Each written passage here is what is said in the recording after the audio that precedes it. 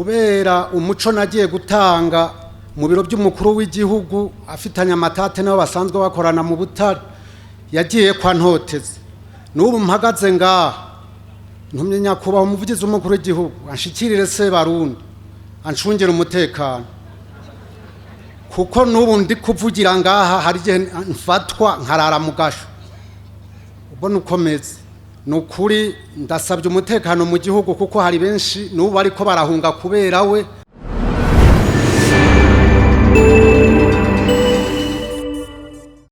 Mpagaze ngaha mbariza koperative Sangwe Kivuvu. Koperative Sangwe Kivuvu yari koperative nk'izindi ikora imigambi y'iterambere. Kuva muri 2023 yahagaritswe n'umushinga amateka Ndagijimana Vincent. Twararimye ibigori turabimuha atwara kwihingurira iwiwe n'ubu ntaratanga amahera ya koperative Sangwe. Twe twamuhaye Amadeni. None rero twebwe twarabuze aho tubariza kuko afise ubudahangarwa. Yego none jewe iki kibazo nagitumbereza ku muvugizi w'umukuru w'igihugu kuko nyakubahwa SEBARUNDI nyiraniwe yo muhumuza atanga ayo mahera y'ibyo bigori kuko yabijanye ku ihinguriro ryiwe riri ku mutumba wa Songore barabikoramwo ubufu ntiyaduha amahera.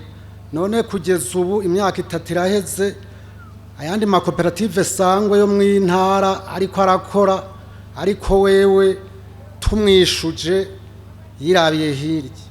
Abo tubana baje chef de zone antumbereza kuri mustanteri arambarira ngo genda wandike narimaze iminsi ngwaye. Amahera bafitiye yo wangana nka gute? Adufitiye miliyoni 15. Urakoze. Ikindi ca kabiri jewe kuva anyima yo mahera kuko nari nsanzwe ntwara umutumba Kivuvu kubera umuco nagiye gutanga mu biro by'umukuru w'igihugu afitanya amatate nabo basanzwe bakorana mu butare yagiye kwa ntoteze n'ubu mpagaze ngaha ntumye nyakubaho umuvugizi w'umukuru w'igihugu anshikirire SEBARUNDI anshungire umutekano kuko n'ubu ndi kuvugira ngaha hari igihe mfatwa nkarara mu gasho ubona ukomeze nukuri ndasabye umutekano mu gihugu kuko hari benshi n'ubu ariko barahunga kubera we agenda abeshera atoteze uko yishakiye. Nyakubahwa SEBARUNDI rakwiriye gukemura ikibazo cy'uyu mugabo mu bibazo cyane abimba ubutare ariko arabakoroga kandi kuri uwo mutumba abimba ubutare yaragiye mu nama nshinga amateka atemereye gucukura ubutare ariko akomeza kuza atoteza abantu bamwe abafatisha afungisha abandi turara ntibuca n'ubu bamwe twiteguye kujya mu gasho tutazi icyo tuzira.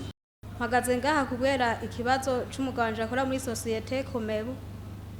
Ikibazo ciwe kiramaze igihe kirekire je ndagitumbereza ku mushikiranganje w'ubutungane umuvugizi w'igipolisi n'uw'intwaro hagati mu gihugu n'umutekano wiwe kugira bube wokingirwa. Umugabo wanje arigeze guhagarikwa mu kibanza yakoreramwe yahawe na societe hagarikwa n'umugwiza atunga Ndagijimana Vincent amaze imyaka 2 mu gasho ariko ararengana abona kwemera ko yarenganijwe ararenganurwa muga imyaka byose yimaze ari mu gasho. Mu kwezi kwa 11 k'uyu mwaka turangije yaratumijwe ko muri parike yitavye acasanga uwo mushinga amateka Ndagijimana Vincent ni wari muri parike isaha 2 z'ijoro bari bamushize mu gasho. Bamushize mu gasho imisi 2 heze ararekurwa. Ubu muyu mwaka ubunyene dufise mu kwezi kwa 2 teki 12 yariko aramanuka agiye Bujumbura kureba wa mwimbu yegeranye wa societe kubera afise abaserukira mu kibanza societe yamuhaye agiye kureba ko koriki societe ko mu bicukira ubutare mu ntara ya Kabarore. Yariko araja kureba ko wa mwimbu washitse mu kibanza caho wategerezwa kuja yafatiwe mu nzira baca baramuhagarika acajanwa mu iperereza twamaze ukwezi kose utazi yari ubu tuvugana numvise ngo ageze mu ibohero rikuru rya Mpimba sinzi cyari ko arazira sinzi ko wa mushinga amateka n'ubari wari ko amukurikirana mwirukako je nagomba yuko yorekugwa hamwe umutekano ugakingirwa n'umuryango tukaronka amahoro urumva ko agomeza buragizwa ibyo bintu mwora mukabikurikirana n'ukuri twe turarusha. ego ariko na mwebwe mwiture baba hanuzi bo mu biro by'umukuru w'igihugu mubiganire niyo dosiye yanyu bayumve.